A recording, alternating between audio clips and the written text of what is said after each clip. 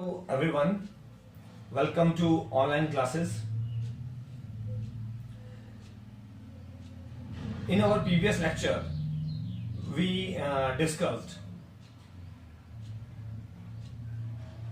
two principles of inheritance, principle of dominance and principle of segregation.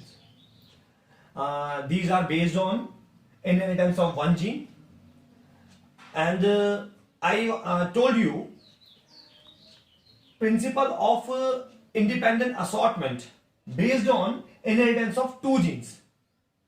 So today we are discussing inheritance of two genes and principle of independent assortment.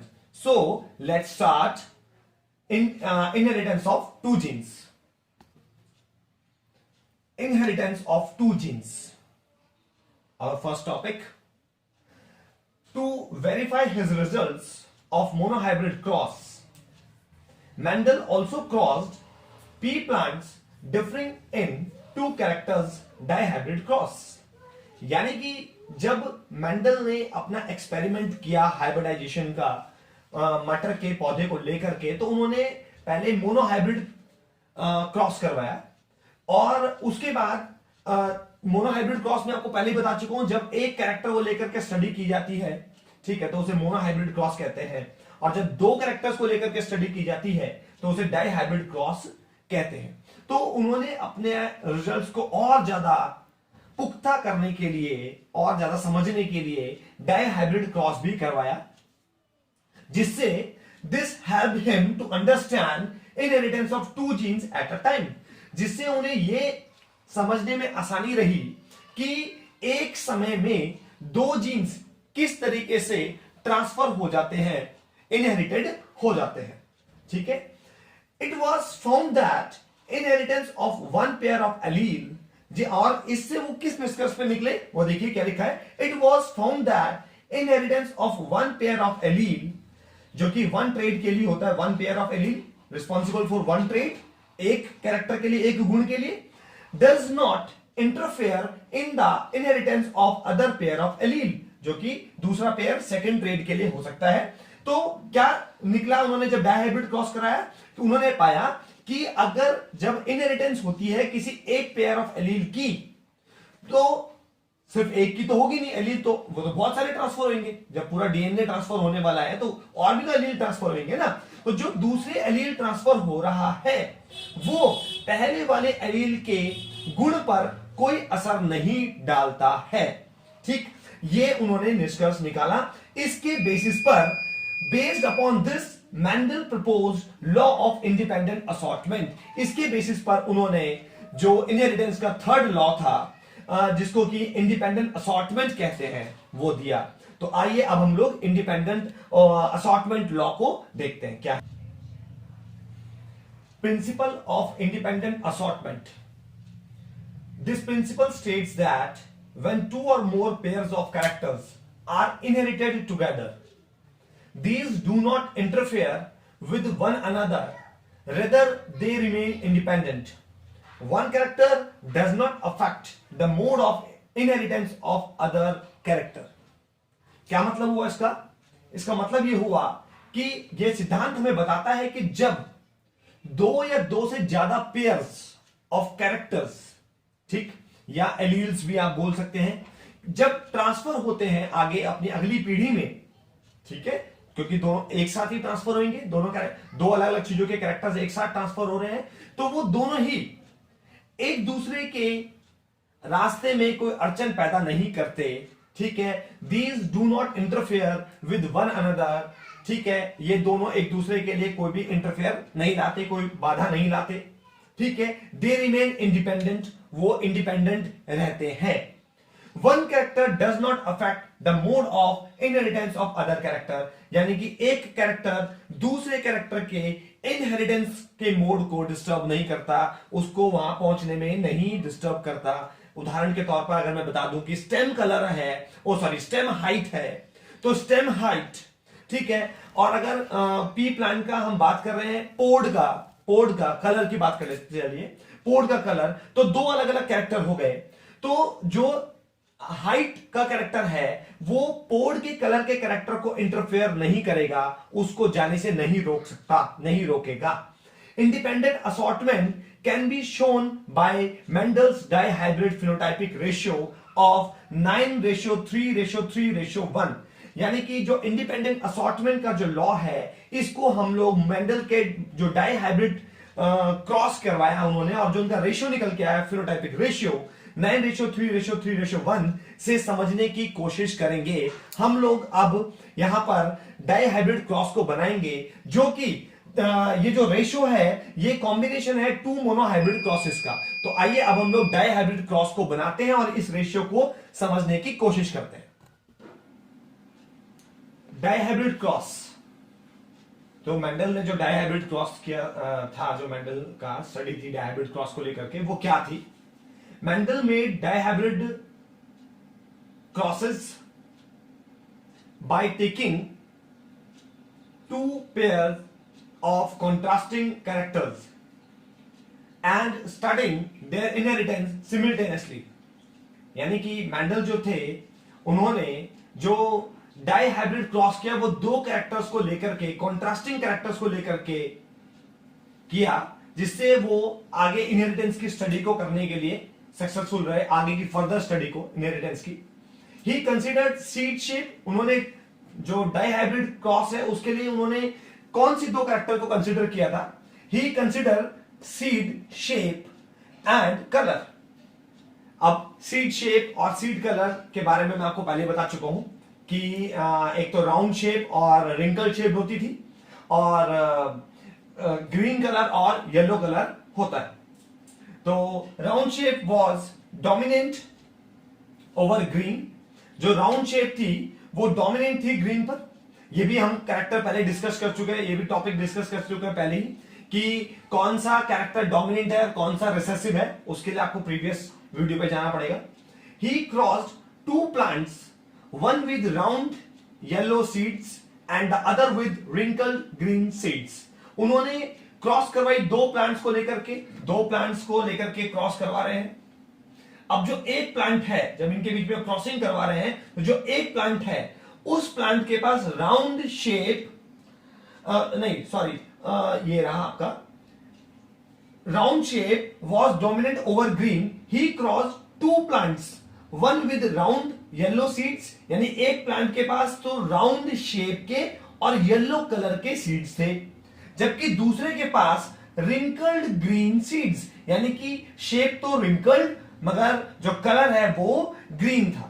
तो इस तरीके से दो plants की crosses है। तो all plants of F1 generation had round and yellow seeds. जो F1 generation हो गई, पहली जो जनरेशन आई, उसमें सभी के सभी प्लांट्स जो थे वो क्या थे? राउंड और येलो सीड्स थे, यानी शेप राउंड थी मगर कलर येलो था। On selfing the F1 he obtained F2 generation that have phenotypic ratio of 9:3:3:1। और जब उन्होंने F1 के बीच में सेल्फिंग कराई, सेल्फिंग का मतलब यहां पे सेल्फ पॉलिनेशन करवाया F1 जनरेशन में, तो जो F2 जनरेशन आई उसका जो फिनोटाइपिक रेशियो था वो क्या निकल के आया? वो 9:3:3:1 निकला था, जिसमें 9 plants round and yellow seeds वाले थे, 3 plants round and green seeds वाले थे, और 3 plants wrinkle and yellow seeds वाले थे, और only one plant wrinkle and green seeds वाला था। तो आइए क्रॉस को अब हम लोग करके देखते हैं। आइए डाइहाइब्रिड क्रॉस, यहां पर एक डाइहाइब्रिड क्रॉस को दिखाया हुआ है। देखिए पेरेंट्स, यहां पर हमने ये ले लिया आपका एक पेरेंट, फीमेल पेरेंट सपोज मान लेते हैं, और यहां पर हमने मान लिया कि मेल पेरेंट है।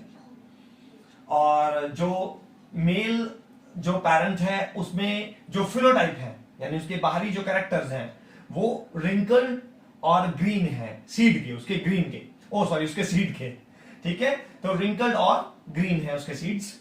और जो मदर पेरेंट हमने माना हुआ है वो है राउंड और येलो, ठीक, उसके सीड्स।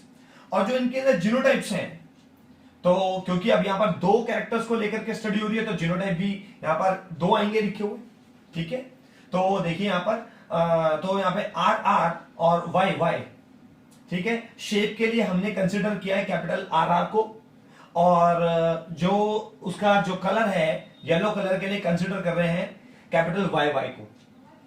और यहां पर जो रिंकल्ड ग्रीन सीड वाला प्लांट है जो कि हमने फादर कंसिडर कर रखा है, तो उसमें जो जीनोटाइप्स हैं वो है उसके शेप के लिए तो स्मॉल आर आर, और जो कलर के लिए स्मॉल वाई वाई, ठीक है।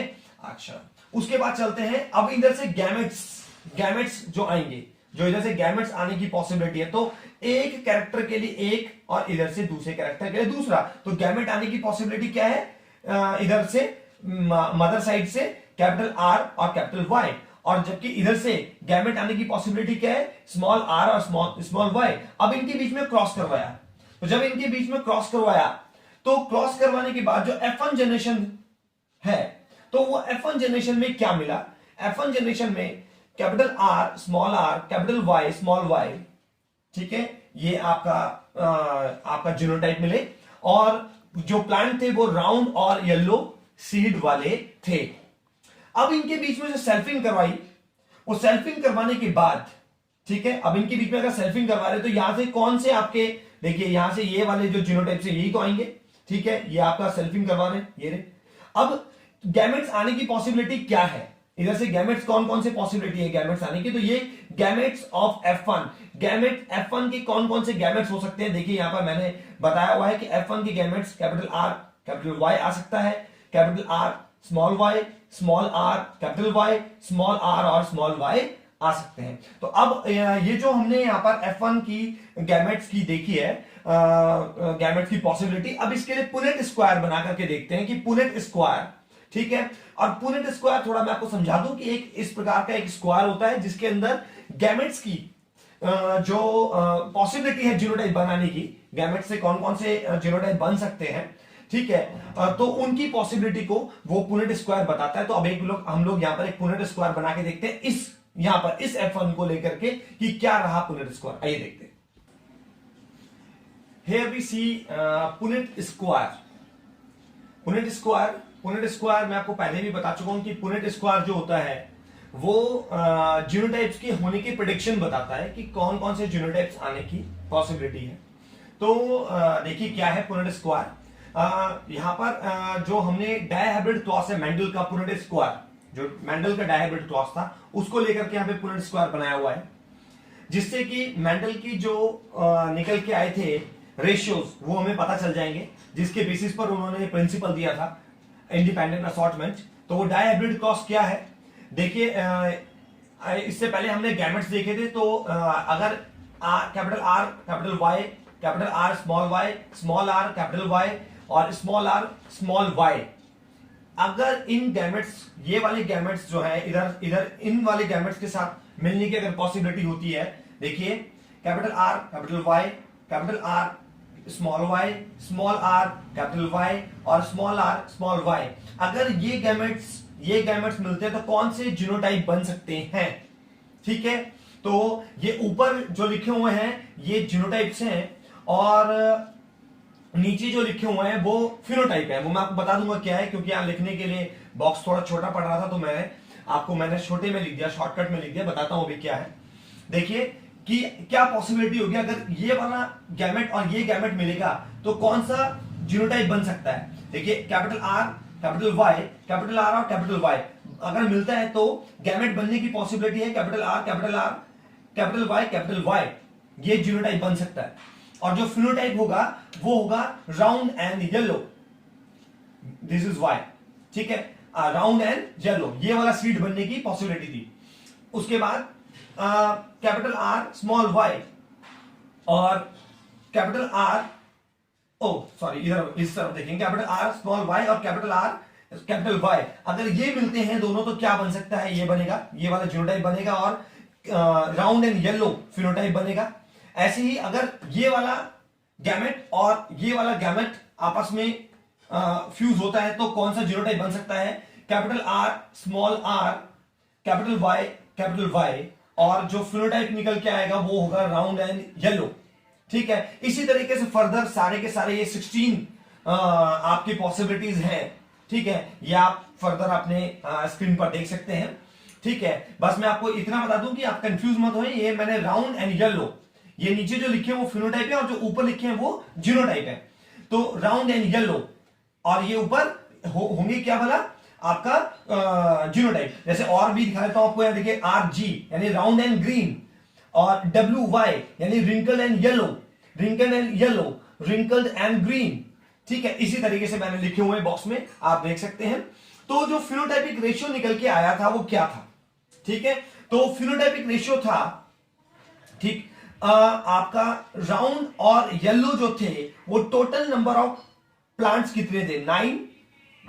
ठीक, अच्छा, F2 जनरेशन में, और राउंड और ग्रीन जो थे वो 3 प्लांट्स थे, रिंकल्ड और येलो जो थे वो 3 प्लांट्स थे, और रिंकल्ड और ग्रीन जो थे वो 1 प्लांट था। ठीक है, ये था phenotypic ratio of F2 generation. और जीनोटाइपिक रेशियो क्या था? 1:2:2:4:1:1:2:1:1। आप इन्हें टोटल काउंट करेंगे तो 16 होते हैं टोटल 16, और यहां पे 16 पॉसिबिलिटीज लिखी हुई हैं। ठीक है, तो ये डाइहाइब्रिड क्रॉस, ये जो पुनेट स्क्वायर मैंने आपको बना के बताया, और इससे पहले मैंने जो डाइहाइब्रिड क्रॉस आपको दिखाया था, ये बताता था कि किस तरीके से मेंडल अपने जो प्रिंसिपल था इंडिपेंडेंट असॉर्टमेंट को बताने में कामयाब रहे। तो ये वीडियो को आप देखते रहिए और सीखते रहिए। Thank you very much.